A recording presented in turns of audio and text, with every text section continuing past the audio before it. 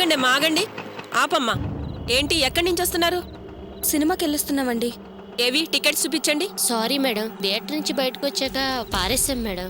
సరే, RC book చూపించండి. ఏ RC book అట? సారీ మేడం, ఆర్సీ బుక్ తేడం మర్చిపోయాం. ఏంటమ్మా, చూస్తే చదువుకున్న అమ్మాయిలా ఉన్నారు. ఆర్సీ బుక్ వెంట పెట్టుకోవాలని తెలీదా? సరే, లైసెన్స్ చూపించు.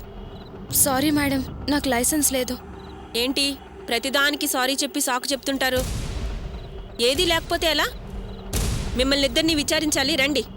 మేడం ప్లీజ్ ఈ ఒక్కసారికి ఎక్స్క్యూజ్ చేయండి. ప్లీజ్ మేడం, మమ్మల్ని వదిలేయండి. అదేమీ కుదరదు కానీ ముందు మీరు రండి. రండి, రండమ్మా అంటుంటే.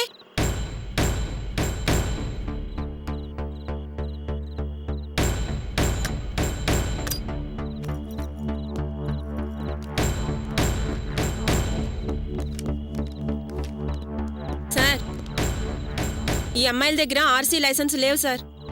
ఎవరు మీరు? ఈ టైంలో ఎక్కడ తిరిగి వస్తున్నారు? బండిలో భద్రంగా ఉండాల్సినవి ఇంట్లో పెట్టారంట. ఇంట్లో భద్రంగా ఉండాల్సిన వాళ్ళు వీధిలో తిరుగుతున్నారు. సార్, ఈవిడ కాస్త ఓవర్గా మాట్లాడుతున్నారు. మేం ఏ వీధిలోనూ ఊరికే తిరగడం లేదు, సినిమాకి వెళ్ళొస్తున్నాం. అయినా మేం పని పాట లేకుండా బజార్లంటే తిరిగేవాళ్ళం కాదు. సాఫ్ట్వేర్ ప్రోగ్రామర్స్ మీ మంచి కంపెనీ, మంచి ఉద్యోగం చేస్తున్నాను సార్. తను బండి సర్వీసింగ్కి ఇచ్చింది, కాగితాలు ఇంట్లో ఉండిపోయాయి. మా మాట నమ్మి ఈ ఒక్కసారికి వదిలేండి సార్. మళ్ళీ ఇలాంటి తప్పు జరగకుండా చూసుకుంటాను సార్.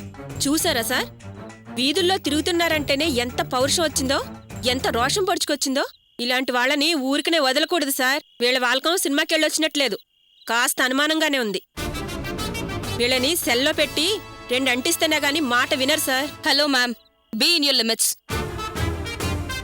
కాస్త మంచిగా మర్యాదగా మాట్లాడితే మంచిది. మేం మంచి ఫ్యామిలీ బ్యాక్గ్రౌండ్ నుంచి వచ్చిన వాళ్ళం, అలా మాట్లాడకండి. మీరు ఆడవాళ్లే కదా, మిమ్మల్ని అలా అంటే మీకు ఎలా ఉంటుంది? చూసారా సార్, ఎంత పొగరుగా మాట్లాడుతుందో. ఎందుకమ్మా అంత పౌరుషం? బండికి ఏ కాగితాలు లేకుండా తిరుగుతూ కాగితాలు అడిగితే కోపం వస్తుందా మీకు? ముందు జీప్ ఎక్కించండి. సెల్లో పెట్టి విచారిస్తే విషయం అదే బయటకు వస్తుంది. అయ్యో ప్లీజ్ సార్, స్టేషన్కి వస్తే మా ఫ్యామిలీ పరువు పోతుంది. ప్లీజ్ సార్, మమ్మల్ని వదిలేయండి సార్. ఈ పరువు మర్యాద బ్యాక్గ్రౌండ్ ముందే ఉండాలి. వెళ్ళమ్మా, వెళ్ళి జీపులో ఎక్కించండి. సారీ సార్, ఈవిడ తప్పుగా మాట్లాడితే నేను కాస్త కోపంగా మాట్లాడాల్సి వచ్చింది. ప్లీజ్ మమ్మల్ని వదిలేండి సార్.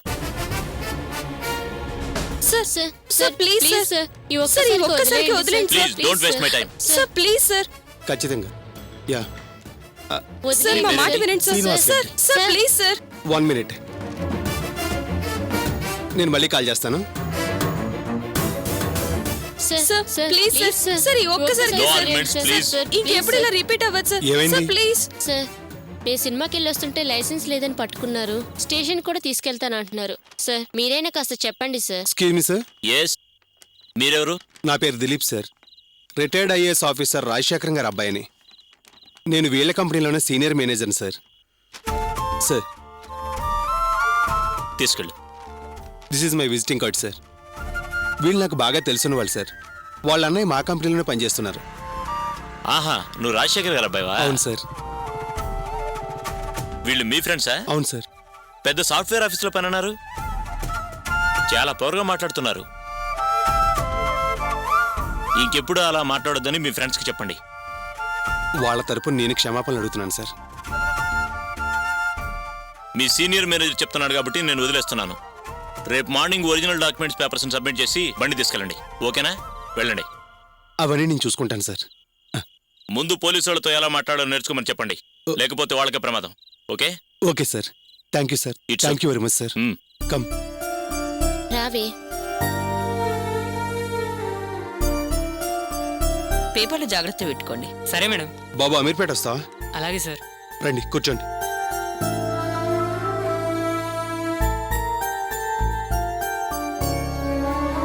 వీరిద్దరిని కొంచెం అమీర్పేటలో దింపే బాబు. అలాగే సార్. జాగ్రత్తగా వెళ్ళరండి. Thank you sir. మీరు టైం కనపడకపోతే మేము చాలా ఇబ్బంది పడేవాళ్ళం. చాలా thanks sir. It's all right. ఇంటికి చేరగానే నాకు ఫోన్ చేయండి. అలాగే సార్, తప్పకుండా చేస్తాం. ఉంటాం sir. Once again thank you sir. It's okay. పోనీ బాబు.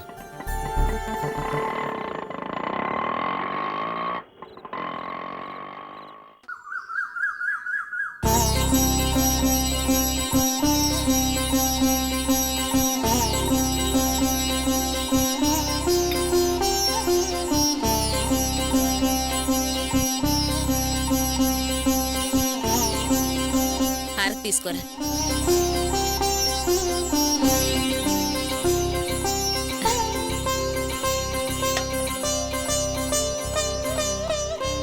ఇదిగోరా వాసు, డబ్బు ఎవరికి ఇవ్వాలో వాళ్ళకి ఇచ్చేసి ముందా ఉద్యోగం సంగతి చూడమను. మిగతా 50,000 వెంటనే రెడీ చేసి ఇస్తాను సార్ అని చెప్పు. అలాగేనమ్మా, నన్ను ఆశీర్వదించు. 10 కాలాల పాటు చల్లగా ఉండు. పద టిఫిన్ చేద్దు గాని. అచ్చనా టిఫిన్ రెడీ చేయమ్మా. భాగ్యం అక్క, భాగ్యం అక్క, భాగ్యం అక్క, మా ఇంట్లో 1,00,000 రూపాయలు దొంగతనం జరిగిందక్క. ఏంటి కళ, 1,00,000 రూపాయలు దొంగతనమా? అవునక్క, నిన్న బ్యాంక్ నుంచి 1,00,000 రూపాయలు తీసుకొచ్చి బీరువాలో పెట్టాను కదా, అప్పుడు మీరు కూడా అక్కడే ఉన్నారు కదక్క. అవును. ఆ డబ్బుల్ని దొంగలిచ్చారక్క. అయితే నేనేం చేయను? డబ్బులు బీరువాలో పెట్టేటప్పుడు మీరు ఉన్నారు కదక్క. ఆ టైంలోనే కలెక్టర్ గారి నుంచి లెటర్ వచ్చింది. ఆ ఆనందంలో బీరువాకు తాళం వేయడం మర్చిపోయా.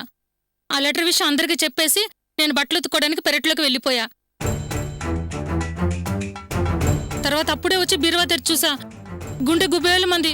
బీరువాలో డబ్బులు లేవక్క. అదేలా అక్క, బీరువాలో ఉన్నవన్నీ ఎక్కడివక్కడ యథావిధిగా ఉన్నాయి, డబ్బు మాత్రమే లేదు. ఇంతలోనే దొంగ వచ్చాడా? దొంగే ఖచ్చితంగా తీశాడా? ఇది కూడా నా మీద ఎలా అనుమానం పడుతుందో చూడక్క. నువ్వు నన్ను అనుమానించచ్చా? నేను అనుమానిస్తే తప్ప? చూడండి, ఎక్కడ పోయిన సొమ్ము అక్కడే వెతుక్కోవడం మంచిది. ఇక్కడికి వచ్చి గొడవలు పడకండి. ఏ సంబంధం లేని దగ్గర లేనిపోయి గొడవలు ఎందుకు? ముందు వెళ్ళండి. ఏంటి సంబంధం లేదా? ఏం సంబంధం ఉంది? ఆ డబ్బు కళక్క బీరువాలో పెట్టేటప్పుడు మనందరం ఉన్నాం కదా, అదే సంబంధం. మన ముందు పెట్టిన డబ్బు కనబడట్లేదు కాబట్టి ఆ టైంలో ఉన్న వాళ్ళందరినీ విచారించాల్సిందే. ఏంటి వాగుతున్నావు? ఎవరిని విచారించేది? ఎక్కడికొచ్చి ఎవరితో మాట్లాడుతున్నావో తెలిసే మాట్లాడుతున్నావా? నా ఇంటికొచ్చి నన్నే దొంగ అంటున్నారా? నా సంగతి మీ అందరికీ బాగా తెలుసు. అనవసరంగా ఇక్కడ గొడవ చేశారంటే తర్వాత మీరే బాధపడాల్సి వస్తుంది. భాగ్యం అక్క, ఇన్నాళ్ళు మనందరం కలిసిమెలిసి ఉన్నాం, మర్యాద ఇచ్చిపుచ్చుకుంటూ మాట్లాడుకున్నాం. ఇన్నాళ్ళు మీకు ఇచ్చిన మర్యాదని చెడగొట్టుకోవద్దు. ఆ రోజు నా కొడుకి గవర్నమెంట్ పని వచ్చింది, 1,50,000 కట్టాలి, సర్దుతావా అని వచ్చావు కదా. అంత అమౌంట్ మా వల్ల కాదంది కళ్ళక్క. ఆ తర్వాతే లెటర్ వచ్చింది. ఆ ఆనందంలోనే అందరం వెళ్ళాం. అంత అవసరం నీకే కాబట్టి నువ్వే ఎందుకు తీసుండకూడదు?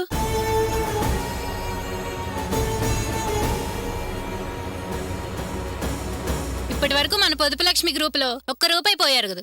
ఇప్పుడు ఇలా జరిగిందంటే మనకేగా చెడ్డ పేరు. అందుకని ఆ డబ్బు నేనే తీసానని ఒప్పుకోమంటారా? ఏం కళ, ఆ డబ్బు నువ్వే నొక్కేసి పోయిందని నాటకం ఆడడం లేదు కదా. అందుకే అందరం కలిసి పోలీస్ స్టేషన్కి వెళ్దాం.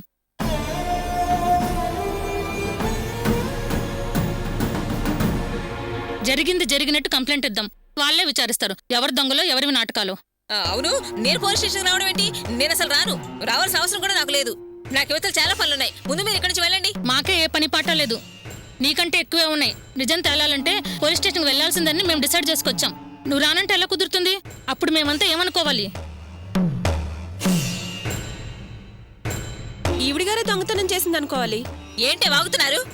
తిండి లేకపోతే పస్తులతో మాడి చావడానికైనా సిద్ధపడే పౌరుషం గల దాన్ని నేను. అంతేగాని దొంగతనం చేసి కడుపు నింపుకోవాలనే కక్కుర్తి బుద్ధి నాకు లేదే. నేను పోలీస్ స్టేషన్కి రావాల్సిన అవసరం ఉంది. ముందు వెళ్ళండి అవతలకి. మేము అలాంటి వాళ్ళనమ్మా, మాకు మాన మర్యాదలున్నాయి, పౌరుషాలున్నాయి. మేమంతా పోలీస్ స్టేషన్కి వెళ్తుంటే నువ్వు రానంటావేంటి? నీ గొప్పతనం ఏంటి? దాన్ని బట్టే అర్థమవుతుంది తప్పు నీ దగ్గరుందని. ఏంటే ఏంటే వచ్చినప్పటి నుంచి చూస్తున్నాను మీ మాట తీరు, మీ అనుమానాలను. ముందు అక్క దొంగతనం జరిగింది అన్నారు, తరువాత నా మీద అనుమానంగా మాట్లాడుతున్నారు, ఆ తర్వాత ఏకంగా నేనే దొంగనైనట్టు ఖచ్చితంగా మాట్లాడుతున్నారు. వెళ్ళండి, వెళ్ళి పోలీస్ స్టేషన్ లో కంప్లైంట్ ఇవ్వండి. వాళ్ళే తేలుస్తారు. నేను దొంగనైతే వాళ్ళే వచ్చి తీసుకెళ్తారు. వెళ్ళండి. సరే పదండి. కళక్క, ఒక్క నిమిషం అక్క. వాసు, ఆ డబ్బు వాళ్ళకిచ్చే. ఏంటని నువ్వు అనేది? డబ్బు వాళ్ళకివ్వడం ఏంటి? రే, ఎందుకు చెప్తున్నానో అర్థం చేసుకో. ఆ డబ్బు వాళ్ళకిచ్చే ప్లీజ్. అదేమిట్రా గోపి, ఆ డబ్బులు వాళ్ళకిమ్మంటావేమిటి? ఓహో, వాసుగాడికి ఉద్యోగం చూసింది వాళ్ళ. నీకేం తెలీదు, నువ్వు ఊరుకో. వాసు, గొడవ చేకు, డబ్బులిచ్చే. నీకేమైనా పిచ్చి పట్టిందా? ఈ డబ్బు వాళ్ళకివ్వడం ఏంటి? ఈ డబ్బు కోసం అమ్మ ఎంత కష్టపడిందో, ఎక్కడెక్కడ తిరిగిందో తెలుసా నీకు? ఈ డబ్బు కోసం నేను పడ్డ ఆరాటం తెలుసా? నా మనసు పడ్డ బాధ తెలుసా? డబ్బు వాళ్ళకి ఇవ్వమని ఎంత బాగా చెప్తారో. నేనెవరు? వాసు, నా గురించి కూడా నీకు బాగా తెలుసు. నేను డబ్బులు ఇవ్వమని చెప్పానంటే దాని వెనకాల కారణం ఉంది. వాళ్ళు పోలీస్ స్టేషన్కి వెళ్తా ఉంటున్నారు. వాళ్ళు ఎక్కడికి వెళ్తే నేను డబ్బులు ఇవ్వను.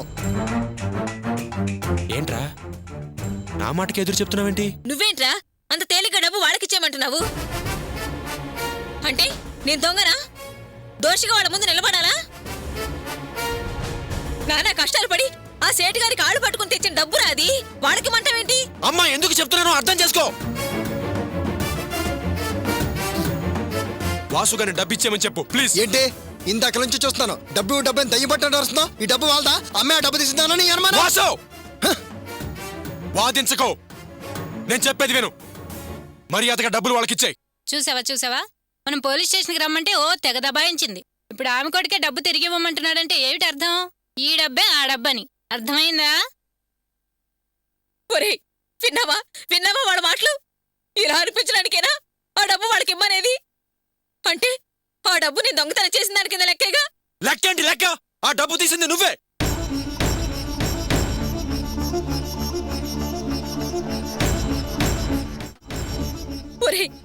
ఒరేయ్ ఏంట్రా ఆ మాటలు?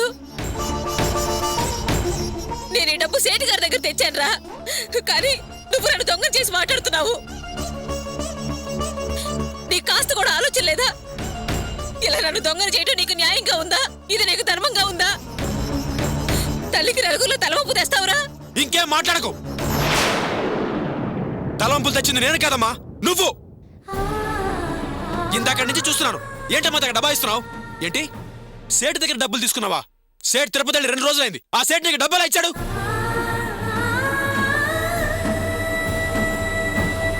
అన్నయ్య ఇది చాలా అన్యాయం అన్నయ్య.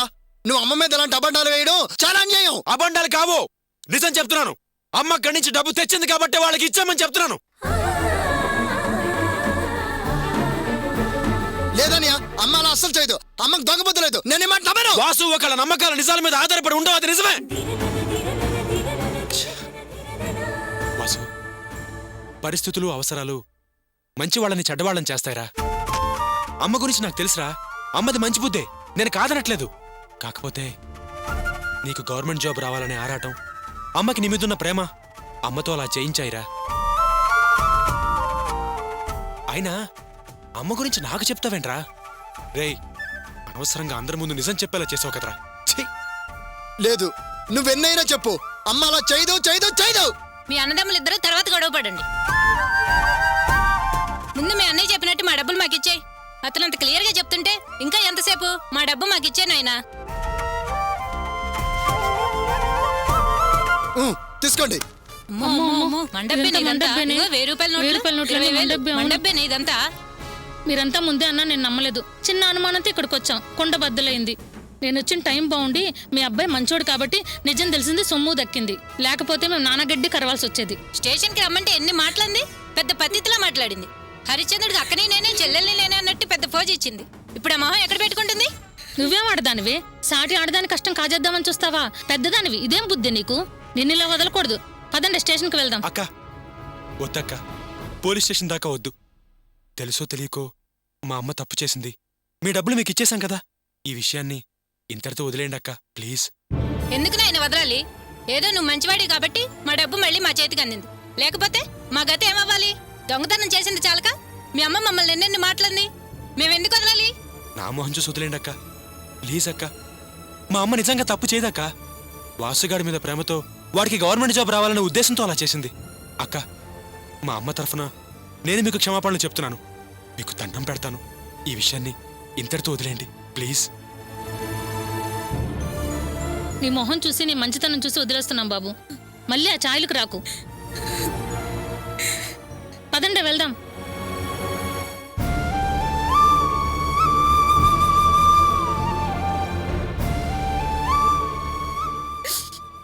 అమ్మని అందరి ముందు దొంగ చేసి అవమానించావు. ఇప్పుడు నీకు హ్యాపీగా ఉందా? వాసు అలా మాట్లాడతావేంట్రా? అమ్మని దొంగం చేయాల్సిన అవసరం నాకే ఉందిరా. అమ్మ తప్పు చేసింది, నిజం చెప్పాల్సి వచ్చింది. అర్థం లేకుండా మాట్లాడతావేంట్రా? అర్థం చేసుకోకుండా ఉన్నది నువ్వు, అర్థం పర్థం లేకుండా మాట్లాడింది నువ్వు. ఒకవేళ నిజంగా అమ్మ అలా చేస్తున్నా ఓ కొడుకుగా నువ్వేం చేస్తుండాలి? అమ్మ అలాంటిది కాదు అని అమ్మని సమర్థించి మాట్లాడాలి. వాళ్ళకి ఏదో ఒకటి చెప్పి పంపించాలి, లేకపోతే బెదిరించాలి. లేదు ఆ డబ్బు వాళ్ళకి తిరిగి వాళ్ళని ఆలోచన ఉంటే మరో మార్గం చూడాలి. కానీ అమ్మని ఇలా బయటను పడేస్తావా? వాళ్ళకి తెలియకుండా మేనేజ్ చేయాలి కానీ నలుగురిలో అమ్మని చులకం చేస్తావా? అమ్మ గౌరవం కాపాడుంటే కొడుగ్గా అర్థం ఉండేది, కానీ నీ మంచి పేరు కోసం అమ్మని దోషణ చేసావు.